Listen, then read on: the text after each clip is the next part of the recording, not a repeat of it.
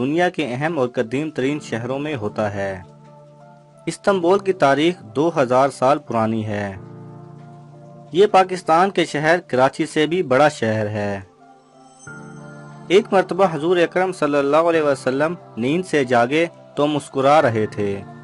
جب ام المومنین نے وجہ پوچھی تو آپ صلی اللہ علیہ وسلم نے فرمایا کہ میں نے خواب میں دیکھا کہ میری امت کے کچھ لوگوں نے قسطنطنیہ پر حملہ کیا اور اللہ تعالیٰ نے ان کی مغفرت فرما دی۔ یاد رہے کہ قسطنطنیہ استنبول کا پرانا نام ہے۔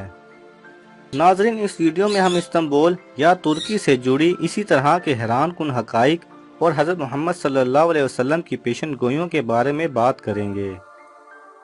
اس کے علاوہ ہم اس بات پر بھی روشنی ڈالیں گے کہ 2023 کے بعد کیا ہونے والا ہے اور پوری دنیا کو ترکی سے کس بات کا خطرہ ہے۔ دور نبوی صلی اللہ علیہ وسلم میں قسطنطنیہ پر عیسائیوں کی حکومت تھی۔ یہ حکومت اتنی طاقتور اور اس کے قلعے اتنے مضبوط تھے کہ دنیا کی کوئی طاقت اسے شکست نہیں دے سکتی تھی۔ قسطنطنیہ کے گرد اس کی حفاظت کے لیے کئی گز موٹی 3 دیواروں کا جال بنایا گیا تھا۔ اتنی مضبوط حکومت کے بارے میں آپ صلی اللہ علیہ وسلم نے پیشن گوئی فرمائی کہ میری امت کے کچھ لوگ اس پر حملہ کریں گے اور اسے فتح کر لیں گے۔ آپ صلی اللہ علیہ وسلم کی یہ بات سن کر اصحابہ کرام بہت حیران ہوئے کہ اتنی چھوٹی سی ریاست کے باشندے اتنی بڑی اور مضبوط ترین ریاست کو کیسے فتح کر سکتے ہیں۔ اس وقت مدینہ کی ریاست صرف اتنے رقبے پر پھیلی تھی جتنے رقبے پر موجودہ مسجد نبوی پھیلی ہوئی ہے، اور قسطنطنیہ پاکستان کے سب سے بڑے شہر کراچی سے بھی بڑا تھا۔ لیکن کچھ ہی دہائیوں کے بعد سلطان محمد فاتح نے قسطنطنیہ کو فتح کر کے آپ صلی اللہ علیہ وسلم کے خواب کو سچا ثابت کر دکھایا۔ سلطان محمد فاتح نے اپنی حیرت انگیز جنگی مہارت کو استعمال کرتے ہوئے صرف 1.5 ہفتے میں اس سلطنت کو فتح کر لیا جسے بچھاڑنا کسی کے بس کی بات نہ تھی۔ اس معرکے میں آپ صلی اللہ علیہ وسلم کے جلیل القدر صحابی حضرت ایوب انصاری رضی اللہ عنہ بھی شامل تھے، جو کہ قسطنطنیہ کے باہر ہی وفات پا گئے۔ حضرت ایوب انصاری رضی اللہ عنہ کی قبر آج بھی استنبول میں موجود ہے۔ استنبول یا قسطنطنیہ کی آزادی دراصل اس عظیم سلطنت یعنی سلطنت عثمانیہ کی بنیاد تھی۔ سلطنت عثمانیہ مسلمانوں کی وہ عظیم ترین سلطنت تھی جو کہ 3 براعظموں پر پھیلی ہوئی تھی۔ اس کے علاوہ آپ صلی اللہ علیہ وسلم نے ترکوں بارے پیشن گوئی کرتے ہوئے فرمایا کہ ترکوں کو اکیلا چھوڑ دینا جب تک کہ وہ تمہیں اکیلا چھوڑ دیں، یا ترکوں سے جنگ نہ لڑنا، اور اگر تم لڑے تو تمہیں شکست ہوگی۔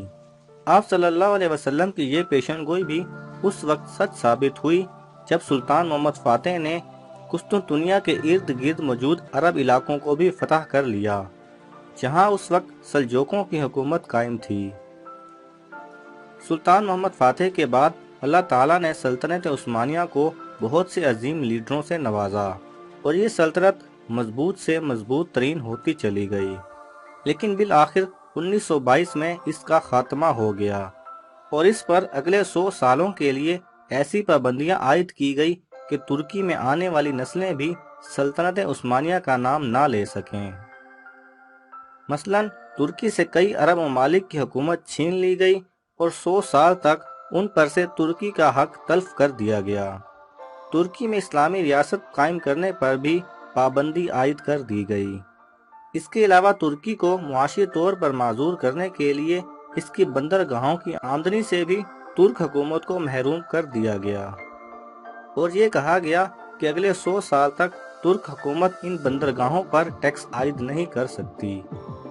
اب اگر بات کریں کہ 2023 کے بعد کیا ہوگا اور عربوں کو یا پوری دنیا کو ترکی سے کس بات کا خوف ہے، تو ان تمام سوالوں کا جواب آپ صلی اللہ علیہ وسلم کی ایک حدیث میں پوشیدہ ہے، جس میں آپ صلی اللہ علیہ وسلم نے منگولوں کے بارے میں بات کرتے ہوئے فرمایا کہ یہ عربوں پر سبقت لے جائیں گے یا یہ عربوں کو فتح کر لیں گے۔ اور آپ یہ بات جان کر حیران ہوں گے کہ ترکی کی موجودہ نسل کی اگر تاریخ دیکھیں تو یہ منگولوں سے جا کر ملتی ہے۔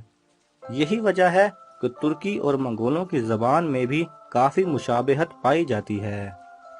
اب جب 2023 کے بعد ترکی پر سے تمام پابندیاں ختم ہو جائیں گی تو بقول ترک صدر طیب اردگان ترکی پہلے جیسا بیمار ملک نہیں رہے گا۔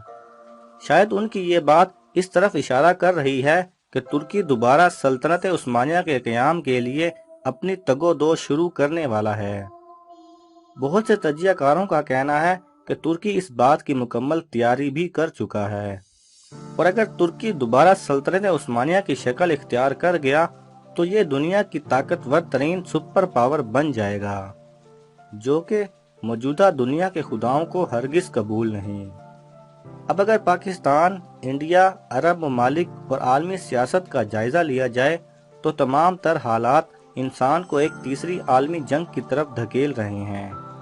مسلمان ہونے کے ناطے اگر احادیث کی روشنی میں دیکھا جائے تو تیسری عالمی جنگ ہو کر رہنی ہے، جس میں عربوں کی تباہی اور مسلمانوں یا دین اسلام کا پوری دنیا پر غالب ہونے کا پورا امکان ہے، کیونکہ تاریخ گواہ ہے کہ نبی آخر الزماں حضرت محمد صلی اللہ علیہ وسلم کا ہر قول لفظ با لفظ سچ ثابت ہوتا آ رہا ہے، اور آپ صلی اللہ علیہ وسلم کا فرمان ہے کہ قیامت سے پہلے ایک تیسری عالمی جنگ ہوگی جس میں مسلمان غالب رہیں گے۔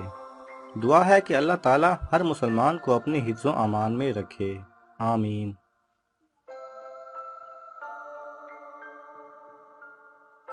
اگر آپ کو یہ ویڈیو پسند آئے تو اسے لائک اور شیئر کیجئے، کسی بھی قسم کے سوال اور اظہار رائے کی خاطر کومنٹس کیجئے، اور مزید ایسے دلچسپ ویڈیوز دیکھنے کے لیے ہمارے چینل کو سبسکرائب کریں اور ساتھ میں بنے بیل آئیکن پہ لازمی کلک کریں۔